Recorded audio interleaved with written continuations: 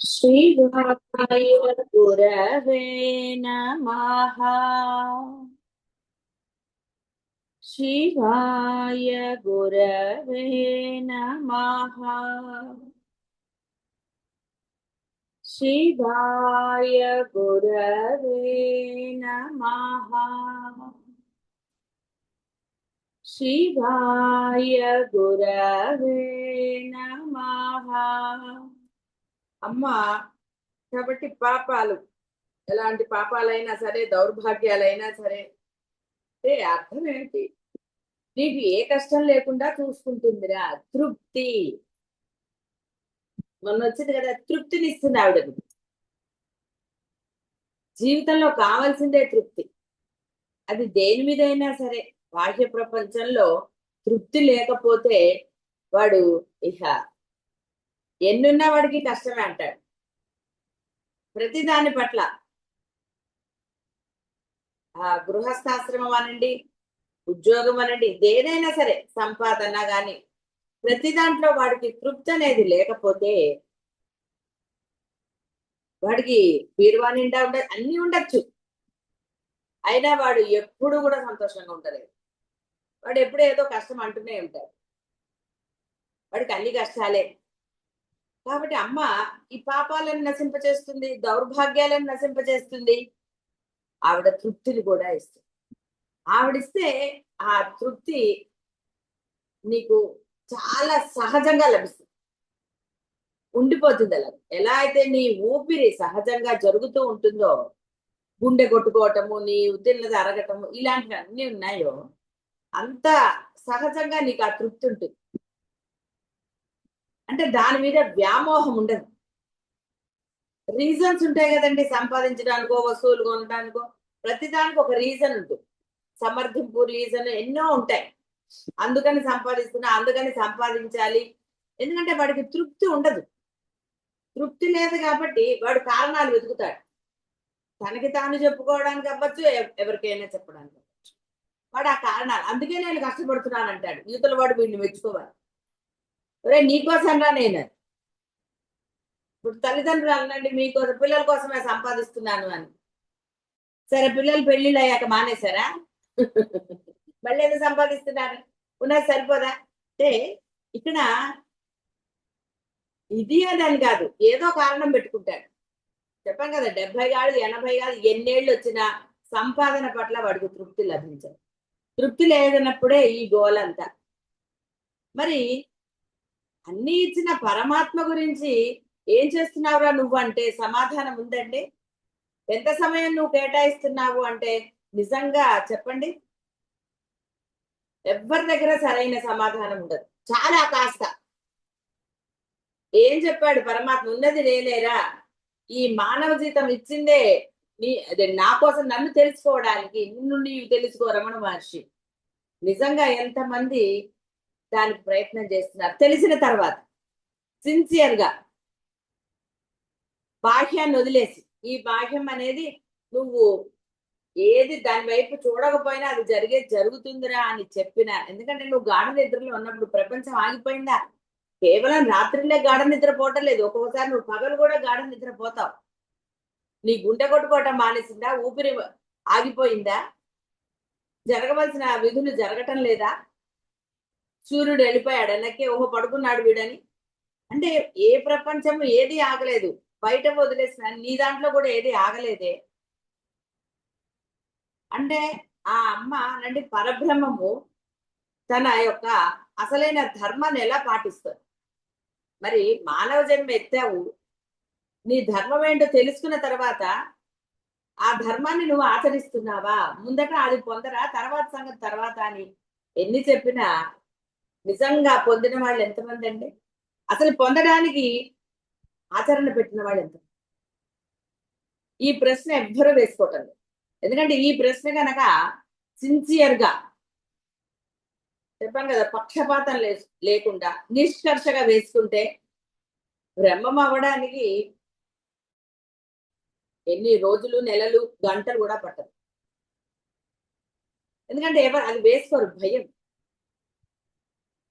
ఎందుకు? సంపాదన మానేయాలేమో, కొనుక్కోవటం మానేయాలేమో, ఏదైనా మానేయాలేమో. ఎలాగా? రమణ మహర్షికి అంత ఆశ్రమం ఎలా ఏర్పడిందంటే ఆయన ప్రయత్నం చేస్తే ఏర్పడిందా? ఆయనకు అవన్నీ ఎలా సమకూరినాయి? ఆయన తపస్సు అంటే అది వచ్చిన తర్వాత ఎందుకు ఆ తల్లులు ఎవరెవరో వచ్చి ఆయనకి తలంటి పోయటానికి ఎలా జరిగాయి? ఆయనకంటూ ఆశ్రమం ఏర్పడే వరకు ఎవరో ఒకరు వచ్చి ఆయనకి ఎలా ఇది చేశారు? ఆయన అడిగాడు ఎవరినన్నా? పెరియవారి కథలు విన్నారు, అన్ని విన్నాం, కానీ ఆచరణకు వచ్చేసరికి అవన్నీ కుదరదండి. ఇంకా నీ ధర్మాన్ని నువ్వు పాటిస్తున్నట్టు ఎలా అవుతుంది? అందుకని తృప్తి లేదు. అనుగ్రహం ఎలా లభిస్తుంది అంటే నీవు తప్ప అన్య శరణం లేదంటే తృప్తి లభిస్తుంది అనడానికి భయం. ఇవన్నీ మానేయాలేమో, ధర్మంగా ఉండాలి కదా, అధర్మం చేయకూడదేమో, ఎవరిని తిట్టకూడదేమో. ఎన్ని గోలలండి. తిరిగితే గాని వీడికి తృప్తి ఉండదు, అధర్మం చేస్తే గాని తృప్తి లేదు. వ్యామోహం, నేను అన్న ఐడెంటిటీ కోసం తాపత్రయం. కేవలం ఐడెంటిటీ అంటే ఉద్యోగమే కాదు, ఇంట్లో అయినా బంధువుల్లో అయినా ఆ తాపత్రయం, నేను ఫలానా అని చెప్పుకోవాలంట. ఈ ఐడెంటిటీతో నా నా గోలలు లేనివన్నీ తెచ్చుకుంటాడు. అయినా సరే వాడు అందులోనే ఉంటాడు, ఏడుస్తూనే ఉంటాడు. వీడు అన్నాడు నన్ను, వాడన్నాడు, వాడు పట్టించుకోలేదు, అంతే తప్ప పరమసత్యం తెలిసింది కదా, ఉన్నది పరబ్రహ్మమే, ఆయన నన్ను గుర్తించాలి తప్ప ఈ ప్రపంచం ఏది గుర్తిస్తే ఏమిటి, గుర్తించకపోతే ఏంటి అని ఒక్క ఇది ఉందండి. కాబట్టి దౌర్భాగ్యం ఎలా నశిస్తుంది, పాపాలు ఎలా నశిస్తాయి, లయం ఎలా జరుగుతుంది? ఈ యొక్క ఆ ముసలితనం దాని గురించే ఏదైనా సరే దేహానికి వచ్చేవి వస్తూనే ఉంటాయి. ఎస్, ఏదో టాబ్లెట్ వేసుకుంటారు, అది ఆ టైంకి అయిపోతుంది, మళ్ళీ ఇంకోటి ఏదో వస్తుంది, అనుభవిస్తూనే ఉంటారు తప్ప దాని నుంచి విముక్తి పొందుదామన్న ప్రయత్నం జరగదు. శారీరకంగా కావచ్చు, ఏదైనా వస్తాయి, కానీ ఇవి దీని వల్ల వస్తున్నాయి, మన పాపాల వల్ల వస్తున్నాయి, మనం దీని నుంచి మనం ముక్తి పొందాలి, ఎందుకు అనుభవించడం దేనికి అన్న ప్రశ్న వేసుకోవటం లేదు, రావటం లేదు కాదు, అసలు వేసుకోవటం.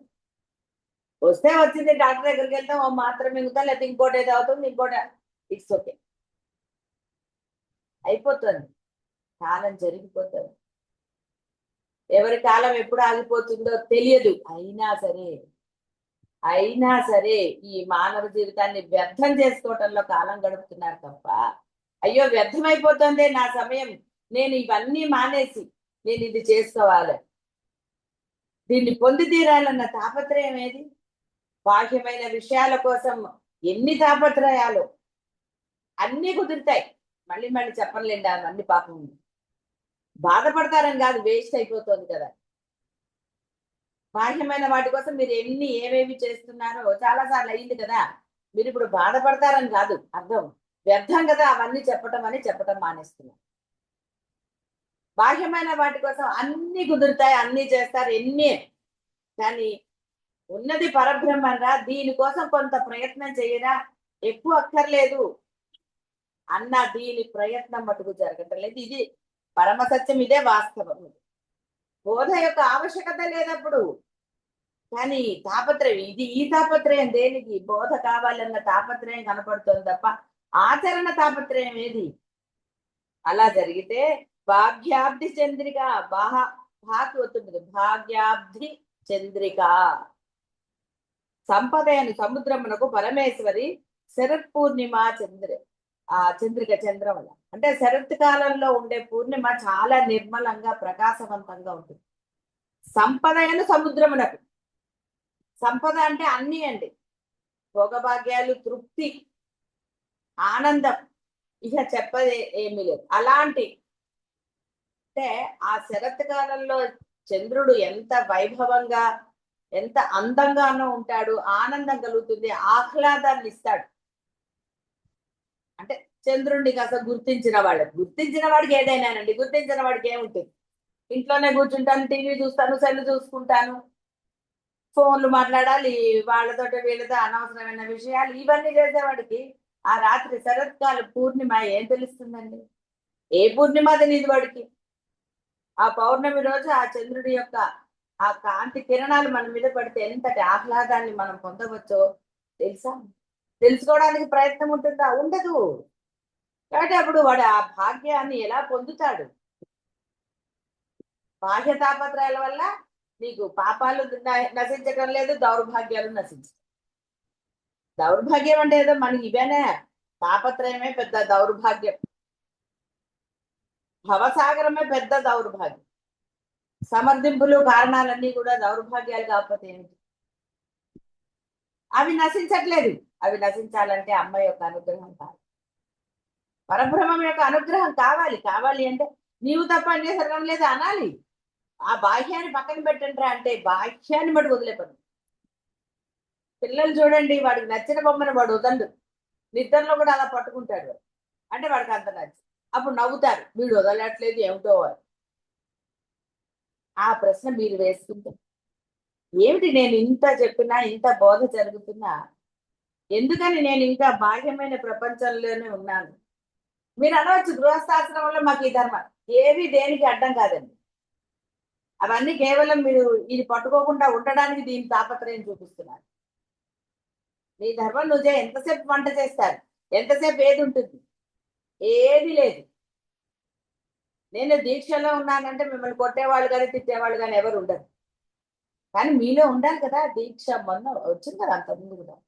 ఏది నీకు నువ్వు ఏర్పరచుకోకపోతే ఏ దీక్ష లేదు, ఏ నియమం లేదు. అందుకని బాహ్య ప్రపంచంలో ఎప్పుడు ఏవో బాధలు, అనుమానాలు, గోళలు. కాబట్టి ఇక్కడ ఆ పరమేశ్వరి ఎలా ఉంటే చంద్ర దర్శనమున సాగరములు ఉప్పొంగుట సర్వజన విదితం.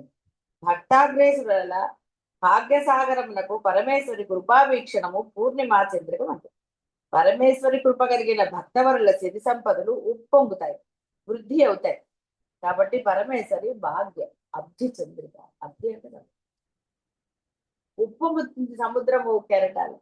అంటే నీ యొక్క సంపద అలాగ, నీ తృప్తి అలాగుంటుంది. ఇక్కడేం కోట్లు ఉన్నాయి, బ్యాంక్ బ్యాలెన్స్లు, ఇంకోటి నీకు అవన్నీ ఎందుకురా? దేనికి? నీకు అవసరానికి నీకు అన్ని సమకూరుతున్నాయా లే? నువ్వు ఆనందంగా ఉన్నావా లేదు? దానికంటే మించింది ఉందా? ఉన్నది అనుకుంటేనే బయట పడుకెడుతున్నా, లేదు అనకూడదు. ఎందుకంటే మీరు ఉన్నది అనుకునే బయట ప్రపంచంలో తిరుగుతున్నారు. ఇంకా తాపత్రయాలు, బంధాల పట్ల ఇంకా వ్యామోహం, వాళ్ళ గురించిన తాపత్రయం. ఏమైపోతుంది, ఏమైపోతారు, వాళ్ళు ఏమవుతారు, వీళ్ళు ఏమవుతారు. ఫస్ట్ నువ్వేమవుతావు తెలుసుకో. నిన్ను నువ్వు తెలుసుకో అన్నాడు రమణ మహర్షి. ఎన్ని ప్రశ్నలు వేసిన ఎవరికైనా, ఒరే అసలు ఇవన్నీ ఎవరికి వచ్చాయో ఫస్ట్ తెలుసుకోరా, తర్వాత వాటి గురించిన ఆన్సర్ మీకు తెలుసుకోవచ్చు.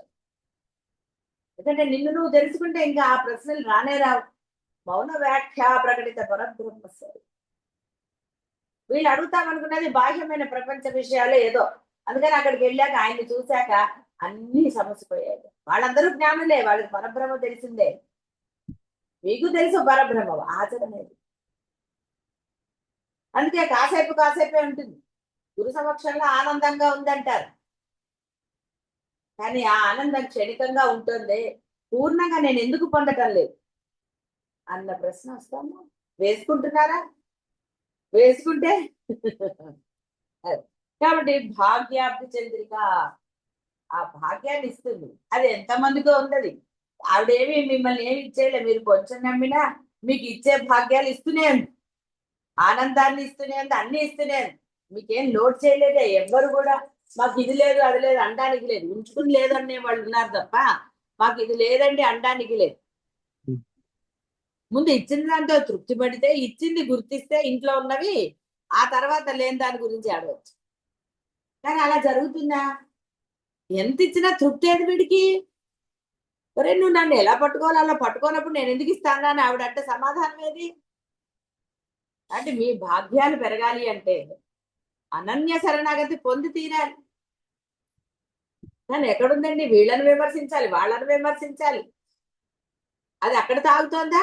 దైవాలను విమర్శిస్తారు, గురువులను విమర్శిస్తారు. వాళ్ళకి అంటే ఆ దైవము గురువులకి ఈ మామూలు ప్రజలకి తేడా ఏం లేదు. వాళ్ళు వాళ్ళు చాలా సమానత్వంతో ఉంటారు. అందరినీ విమర్శిస్తారు వాళ్ళకి నచ్చన. వాళ్ళు వీళ్ళేం లేదు. కానీ ఈ బాహ్య విమర్శకి ఎంత పాపం అవుతుందో దానికి ఎన్నో రెట్ల పాపం దైవాన్ని గురువులని దూషించినప్పుడు. మనసులో దూషించినా వస్తుంది. పాపాలు మనసులోవి కూడా ఉన్నాయి. ఏమంటే నేను మనసులో అనుకున్న దానికి పాపం ఏమి ఉండదులేండి అని అంటే కుదరదు. ఇక్కడ అమ్మ భాగ్యాన్ని ఇస్తుంది. ఎలా ఇస్తుంది నువ్వు ఊహించలేదు. అలా నేను బ్యాంక్ బ్యాలెన్స్ గురించి చెప్పడం లేదు, బాగా గుర్తుపెట్టుకోండి. నీకు ఏనాడు ఏ విషయంలోనూ లోటు జరగనివ్వదు. ఎక్కడ నీకు లోటు అనేది జరగదు. ఎస్, విత్ ఎక్స్పీరియన్స్ నేను చెప్పగలను. ఎక్కడ దేని విషయంలో కూడా నీకు తృప్తే లభిస్తుంది తప్ప వేరేది లభించదు. భక్త చిత్త కేకి ఘన ఘన, భక్త చిత్త కేకి ఘన ఘన. పరమేశ్వరి భక్తిపరుల చిత్తమును మయూరమునకు, కేకి అంటే మయూరం, మయూరమునకు ఘనాఘనము తొలుకారు మేఘముల వంటి. అంటే మబ్బుల్ని చూసి అవి డాన్స్ చేస్తాయి కదా, అందుకని మయూరములు తొలు కారు మబ్బులు పొడసూపగానే ఆనంద సూచకముగా పింఛములు విప్పి నృత్యం చేస్తాయి. చాలా సహజం అది. ఆ రీతిగానే భక్తుని మానసమున పరమేశ్వరి భక్తి భావములు పొడసూపగానే హృదయము ఆనంద తరంగితము చేస్తుంది. అందుకని భక్త చిత్త కేకి ఘనా ఘన, ఎంత అద్భుతం అండి అసలు.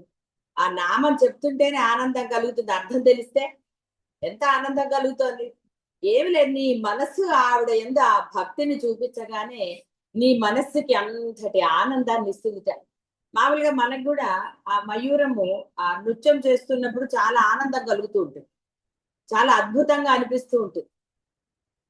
ఆ నెమళ్ళు నాట్యం చేస్తున్నప్పుడు ఆ విధంగా, అంటే నీకు చూస్తేనే ఆనందం కలుగుతుంది. మామూలు చూపులకి అది ఎంతసేపు చేస్తుంది, క్షణికంగా అయిపోతుంది.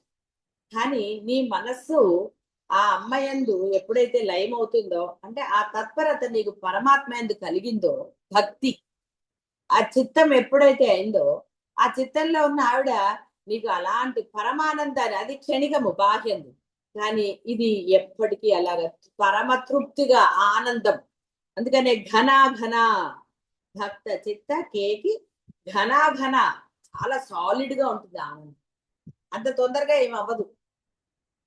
అంటే నశించిపోయే ఆనందం కాదురా ఇది, ఘనీభవించిన ఆనందం. ఐస్ గడ్డలు చూడండి కొంచెం కొంచెంగా కరుగుతూ ఉంటాయి. అలా ఈ దేహం ఉన్నంత వరకు నీకు ఆనందం ఉంటుంది. అంతటి ఘనమైన ఆనందం నీకు ఇస్తుంది. రోగ పర్వత దంభోళిహి, రోగ పర్వత దంభోళిహి. మళ్ళీ చెప్పారు రే, అక్కడ చెప్పడం కాదురా, మళ్ళీ ఇంకోసారి విను. ఇంద్రుని యొక్క వజ్రాయుధము పర్వతముల యొక్క ఉద్ధృతి నడించి వాని యొక్క విహంగ ఆ గమన శక్తిని నశింపజేశాయి. అంటే పర్వతాలు ఇంత ముందు వాటికి రెక్కలు ఉండేవి. ఆ రెక్కలతోటి అవి ఇష్టం వచ్చినట్టుగా వాటికి నచ్చిన ప్లేసులకు వెళ్ళిపోతుండేది. మనసు కూడా అంతే కదండి, ఇష్టం వచ్చినట్టు ఉంటుంది. ఇవన్నీ కారణాలు సమర్థింపులు అన్ని కూడా మనస్సుకి సంబంధించినవే. ఆ మనస్సు అంటే ఏం పర్వాలేదు, ఇంకా సంపాదిద్దాం, ఈ కారణం చెప్తాను, ఏం నష్టం లేదని. విహంగము అంటే అసలు మామూలుగా మనస్సుతో. అప్పుడు తన వజ్రాయుధంతో, ఎందుకంటే అది చాలా ఈ సృష్టికి, అంటే ఈ సృష్టి జరిగినప్పుడు మరి మానవాళ్ళకి కానీ ఎవరికైనా కూడా అది విఘ్నాలు కలిగిస్తూ ఉంటుంది కదా. అందుకని చెప్పి ఆ ఇంద్రుడు తన వజ్రాయుధంతో వాటి రెక్కలని కట్ చేశాడు. అప్పుడు అవి ఎక్కడున్నాయో అక్కడే ఉండిపోయాయి. అది ఇక్కడ చెప్తున్నారు. ఇంద్రుని యొక్క వజ్రాయుధము పర్వతముల యొక్క ఉద్ధృతిని నడించి వాని విహంగ గమన శక్తి, ఆ ఎగిరే శక్తిని నశింపు చేశాడు. రోగములు శారీరకములని మానసికములని, ఇప్పుడే కదా చెప్పింది, మానసిక రోగాలు. తృప్తి లేకపోవడం మానసిక రోగం, పెద్ద మానసిక రోగం అదే. ఇక మదమాత్సర్యాలు లోభమోహాలు ఇవన్నీ ఉంటాయండి. తృప్తి లేని వాడికి అవన్నీ ఉంటాయి. తృప్తి ఉన్న వాడికి వాటితో పనే ఉంది. వాడికి పరమ తృప్తి ఉంటుంది. పోరీలేదు వాడు ఎలా చేస్తే మనకేంటి, అంతేగాని వాడికి ఉంది నాకు లేదే అని కానీ అసలు వాడికి వేరేదే లేదు.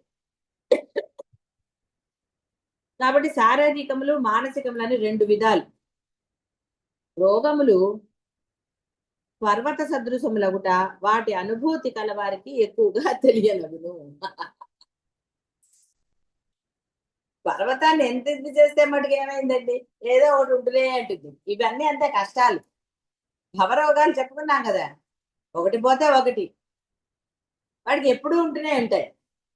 ఎందుకంటే ఏది పట్టుకోవాలో అది పట్టుకోలేదు కాబట్టి వాడికి ఎప్పుడు చూసినా ఇవే ఉంటాయి. రెండే ఉన్నాయి, పరబ్రహ్మము బాహ్యము. వీడు పరబ్రహ్మాన్ని పట్టుకుంటే అసలు పర్వతాలే లేవు, కానీ వీడు పరబ్రహ్మాన్ని పట్టుకోడు. ఏది అక్కర్లేదో దాన్నే పట్టుకుని ఏడుస్తూనే ఉంటాడు. వాడికి ఏడవటమే తృప్తి. అంటే ఏడవటం అంటే వేరేగా ఏం భావించక్కర్లే మీరు. ఏడవటం అంటే ఏంటండి, ఇది లేదు అది లేదు, అయ్యో అలా అయింది ఇలా అయింది, అయ్యో వాడికి అలా, ఇవి ఈ ఏడుపు, ఆ బాధలు, తన వాళ్ళ గురించి పక్క వాళ్ళ అసలు ఇక వాడికి అక్కర్లేని విషయం లేదు ప్రపంచం. అవే మరి రోగాలు. భక్తి పరుల యొక్క పర్వత సదృశములకు మానసిక శారీరక వ్యాధి నాశనమునకు పరమేశ్వరి ఎడల కలుగు భక్తి వజ్రాయుధం వంటి తగుట. పరమేశ్వరి రోగ పర్వత దంభోళి, ఎలాంటిదైనా ఆవిడ వజ్రాయుధంతో ఇది చేస్తే ఇక శేషం కూడా మిగలదు. దౌర్భాగ్యతూల వాతూల ఎన్ని చెప్పారు. అందుకని ఒకవేళ మళ్ళీ ఈ రోగాల గురించి చెప్తాడేమో వీడు అని శారీరకంగా వచ్చిన వాటి గురించి ఎందుకు రక్షించదండి? ఎంతమంది లేని ఉదాహరణలు, నేను కూడా పెద్ద ఉదాహరణ. రమణ మహర్షిని రక్షించలేదా? పెరియవారికి రాలేదా? ఎంతమంది మహానుభావులకి రాలేదు? అది లీలగా అర్థం చేసుకున్నవాడు దేహం మీద తాపత్రయం ఉంటుంది. ఇక్కడ అర్థం దేహం మీద తాపత్రయం లేదంటే ఏదొచ్చినా నేను డాక్టర్ దగ్గరికి వెళ్ళక్కర్లేదు, మందులు వేసుకోక్కర్లేదని నేను అనటం లేదు. నీ మనసు ఎప్పుడైతే ఆ పరబ్రహ్మం ఎందు లగ్నం అవుతుందో అన్యము లేకుండా, అప్పుడు ఒకవేళ నీకు ట్రీట్మెంట్ అవసరమైతే ఆ ట్రీట్మెంట్ ఆయనే చేయిస్తాడు. పెరియవారి కథలో విన్నారు అలా. ఒక పెద్ద డాక్టర్ ఎలా ఒక చిన్న పిల్లవాడికి 5 పైసలు పాప ఆ అవ్వ దగ్గర డబ్బులు లేకపోతే ఎలా, పెరియవారిని తప్ప ఆవిడ అన్యం నమ్మలేదు. నీవే దిక్కయ్యా, ఎలాగా ఈ పిల్లవాడికి ఆవిడ మనవడికి పెద్ద జబ్బు చేస్తుంది, ఆసుపత్రిలోకి వెళ్తే ఎన్నో లక్షలు అన్నారు, బాగా పేదవాళ్ళు. ఎలాగా నీ పెరియవాడిని ప్రార్థన చేస్తా అంటే గురువుని అనన్య భక్తితో శరణ వేడింది. ఆవిడకి అద్దప్ప ఇంకా చేత కాదు. మరి ఎలా ఆ వర్షం పట్టడం ఏంటి, ఆ కారు ఆగిపోవటం, ఇవన్నీ భగవంతుడి యొక్క లీలలు. ఆ వచ్చి అతను వాళ్ళ ఇంటికి వచ్చి మరి ఫ్రీగా, అంటే అసలు ది బెస్ట్ డాక్టర్ ఆ యొక్క రోగానికి. అతను పెరియవారి భక్తుడే. ఎలా అతను చేశాడు? ఏదో ఆవిడ మంచినీళ్ళు ఇచ్చిందో మజ్జిగ ఇచ్చిందో ఏదో ఇచ్చినంత మాత్రాన అవతల వాళ్ళు చేస్తారండి? ఎందుకంటే ఎంత కృతజ్ఞులు ఉన్న లోకమో తెలుసు ఇక్కడ. దైవం పట్ల గురువుల పట్ల ఎంత కృతజ్ఞతతో ఉంటారో తెలియని విషయం ఏం కాదు. ఎందుకంటే నేను వీళ్ళనే ఎందుకు చెప్తాను పదే పదే అంటే, నీవు మామూలు వాటి పట్ల ఉన్నప్పుడు ఇందాక చెప్పుకున్నా కదా, వారి పట్ల దోషం కన్నా వీరి పట్ల దోషం నీకు భయంకరంగా ఉంటుంది. అది నువ్వు నశింపజేసుకోవాలి. అందుకే దైవం కోపిస్తే గురువు రక్షిస్తాడు, కానీ గురువు కోపిస్తే దైవం కూడా నిన్ను రక్షించడం అని చెప్పి. అవేం అబద్ధాలు కాదు, మిమ్మల్ని బెదిరించడానికో ఇంకో దానికో కానే కాదు. అంటే ఒరే నువ్వు అలాంటి దోషాలు చెయ్యకురా అని చెప్పటం. ఇష్టమైతే పట్టుకో, హాయిగా ఉంది. అనవసరంగా దోషంలో ఎందుకండి? ఉన్నతుల్ని దూషణ చేస్తే ఏమిటి ఉపయోగం నీకు? మళ్ళీ నీకు అవసరం వస్తే నువ్వు వాళ్ళ దగ్గరికే వెళతావు. ఏ నోటితో తిట్టావో మళ్ళీ వాళ్ళ నోటితోటే వాళ్ళని పొగుడుతావు, వాళ్ళ యొక్క సహాయం స్వీకరిస్తావు. ఎందుకంటే అవసరం అటు ఇటు మారుతూ ఉంటుంది. సహాయం పొందుతారు, మళ్ళీ అంటూనే ఉంటారు, ఇంకోటి అంటారు, ఇంకోటి అంటారు. ఎందుకంటే గ్రాంటెడ్. ఎందుకంటే జ్ఞానులకి కానీ గురువులకు కానీ కోపాలు రావు. వాళ్ళు అవన్నీ గుర్తుపెట్టుకోరు. గుర్తుపెట్టుకుంటే వాళ్ళు అవుతారా అని వీళ్ళు చెప్తారు. వాళ్ళకి నువ్వు గుర్తుపెట్టుకున్నా గుర్తుపెట్టుకోకపోయినా ఏది చెయ్యాలో వాళ్ళు చేస్తారు. నువ్వు చెప్పక్కర్లా. నువ్వు దుష్టుడివైనా, పరమ దుర్మార్గుడివైనా, లేదా ఏదైనా, నువ్వు అసలు ఏవి పాటించకపోయినా, నీ ధర్మాలు నువ్వు పాటించకపోయినా, ఎందుకంటే అది తర్వాత నువ్వు ఎలాగో అనుభవించవలసిందే. బాగా గుర్తుపెట్టుకోండి. గురువు అనుగ్రహం ఉంది అంటే నువ్వు సరెండర్ అయితేనే గురువు అనుగ్రహము ఇది అని కాదు. గురువు అన్ని చూస్తాడు. కేవలం నీ భక్తి మాత్రమే ఉన్నప్పుడు. భక్తి ఇక్కడ చెప్పారు కదా, మయూరం భక్త చెత్త కేకి ఘనాగన, ఆవిడ లేకపోతే అది వేరు. భాగ్యాబ్ధి చంద్రికలాగా ఉంటుంది ఆవిడ. నువ్వు అవసరానికి పట్టుకున్నా, నువ్వు పట్టుకోకపోయినా నిన్ను పిలిచి అనుగ్రహిస్తారు గురువులు కానీ దైవం కానీ. అందులో ఏం సందేహం లేదు. నువ్వు పిలిస్తేనే నిన్ను రక్షించరు, నువ్వు అడిగితేనే రక్షించటం అలాంటివి కాదు దైవం కానీ గురువు. నువ్వు కాకపోయినా వాళ్ళు చేసి తీరుతారు. వీటికి ఎన్నో ఉంటాయి రహస్యాలు కానీ లింకులు కానీ. నువ్వు నీ ధర్మాన్ని, గృహస్థ ధర్మాన్ని, ఇంకో ధర్మం అని, ఏ ధర్మం అయినా సరే నువ్వు చేసినా చేయకపోయినా, ఎంతమంది చేస్తున్నారంటే ఏమన్నా ఉందండి? ఎంతమంది బ్రాహ్మణులు సంధ్యావందనం చేస్తారా? అసలు ఎన్నో ఉన్నాయి. ఏ చేయకూడనివన్నీ చేసేవాళ్ళు లేరండి. కాబట్టి ఇక్కడ గురువులు కానీ దైవం కానీ అవన్నీ పట్టించుకుంటే భయంకరమైన స్థితి మీకు. కానీ అది కాదు, ఈ లెక్కలు వేరుంటాయి, ఇవి మీ ఊహకు కూడా అందవు. అంటే పరిమితికి లోబడిన బుద్ధి ఆ బియాండ్ వెళ్ళదు. వీడేమనుకుంటాడంటే ఒక్కొక్కసారి సరే గురువు అనుగ్రహం అంటాడు, అందులో సందేహం లేదులేండి. అది ఒకవేళ ఇది అన్నప్పుడు ఆ గురువు అనుగ్రహం అంటే మీ అనుగ్రహం అంటాడు, లేకపోతే భగవంతుడు రక్షించాడంటాడు. అది కాదనుకోండి, ఇంకా పాపం చాలా ఇది నన్ను వాడేమంటాడు, ఏదో అలా జరిగిందండి, ఏదో నేను ఏ జన్మలోనో కొంత పుణ్యం చేసి ఉంటాను అంటాడు. గురువు అనుగ్రహం పోయింది, దైవానుగ్రహం పోయింది. అంటే ఇవన్నీ ఆ బుద్ధిలోని తారతమ్యతలు, భేదాలు వాడు. ఆ నేను అన్న ఐడెంటిటీతో ఉన్నవాడు. కాబట్టి నువ్వు ఇలా అన్నా అలా అన్నా ఎలా అన్నా వాటిని ఏమిటిని తీసుకోరు, ఏది తీసుకోరు. వాళ్ళు తీసుకోరు కాబట్టి నువ్వు రక్షించబడుతున్నావు. నీ కృతజ్ఞత అనేది కూడా వాళ్ళు స్వీకరించలేదు కాబట్టే నువ్వు రక్షించబడుతున్నావు అనేది గ్రహించాలి. అప్పుడు భాగ్యాబ్ది చంద్రిక గుర్తిస్తే భాగ్యాబ్ది చంద్రిక. రోగ పర్వత దంభోళి. కాబట్టి శారీరక మానసిక మానసిక రోగాలండి ఇవన్నీ. ఆ నేను అన్న ఐడెంటిటీ మానసిక రోగమే, దానికి వజ్రాయుధం లాగా పనిచేస్తుంది. కాబట్టి ఇక్కడ ఆ వజ్రాయుధం లాగా అంటే ఎలా అయితే పర్వతం యొక్క రెక్కలు ఆయన ఆ వజ్రాయుధంతో నిర్మూలించాడో ఆ విధంగా అమ్మ మీ యొక్క ఈ రోగాలను నశింపచేస్తుంది. సరే, ఇది కూడా చిన్నగానే ఉందిలే. మృత్యుదారు కుఠారిక, అసలు ఎంత బ్రహ్మాండం. మృత్యుదారు కుఠారిక, గండ్రగొడ్డలి కుఠారిక. ఆ మృత్యు అనే దానికి సర్వమానవ సహజమగు మృత్యు భయం అనేది దారువు అంటే పెద్ద దొంగ. దారు అంటే నాకు గొడ్డలి వంటిది. ప్రతిఫల వాంఛారహితమగు పరమేశ్వరి ఉపాసన వలన జ్ఞాన సంప్రాప్తి కలుగుతుంది. భక్తుల యొక్క మృత్యు భయము తొలగి తాము అమృత స్వరూపముగు ఆత్మ యొక్క అంశములే అని తెలుసుకుంటారు. ఇట్టి జ్ఞానమును ప్రసాదించేది అమ్మవారు కాబట్టి మృత్యుదారు కుఠారిక. నీకు ఆ భయం పోతుంది లేదు, ప్రతి వాడికి భయం కదండి. ఏ రోగాలు వస్తాయని భయం, ఎవడు చూసుకుంటాడన్న భయం, ఎలాగండి అని భయం, చాలా రకరకాల భయాలు.